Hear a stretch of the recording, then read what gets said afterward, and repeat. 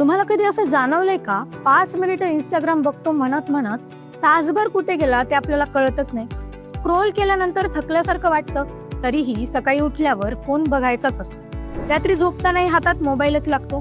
रिकाम्या वेळेतही आपण फक्त स्क्रोलिंगच करतो. आपल्याला माहितीये स्क्रोल करणं चांगलं नाहीये, पण तरीही आपण तेच करतो. स्क्रोल करताना आपल्याला कळत असतं की आपली बरीच कामं राहिली आहेत. इकडे आपण स्क्रोल करत राहतो आणि तिकडे आपली कामं तशीच राहतात. सकाळी आपल्या बॉडीमध्ये जो डोपामिन रिलीज होतो तो आपण स्क्रोल करण्यामध्ये खर्च करतो.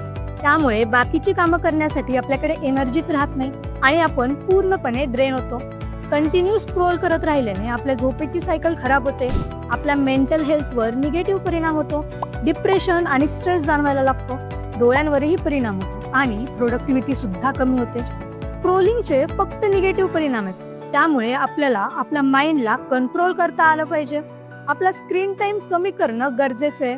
झोपेला, आपल्या हेल्थला महत्त्व देणं खूप गरजेचं आहे. एक हेल्दी रुटीन सेट करून हळूहळू स्क्रीन टाइम कमी करणं आपल्या प्रायोरिटी लिस्टमध्ये असायला हवं. स्क्रीन टाइम कमी झाल्यावर अनेक पॉझिटिव्ह चेंजेस आपल्याला दिसतील, जसं की आपलं रुटीन हेल्दी बनेल आणि प्रोडक्टिव्हिटी लेवल पण कमी नाही होणार. त्यामुळे आजच ठरवा, तुम्ही मोबाईलला चालवणार का मोबाईल तुम्हाला.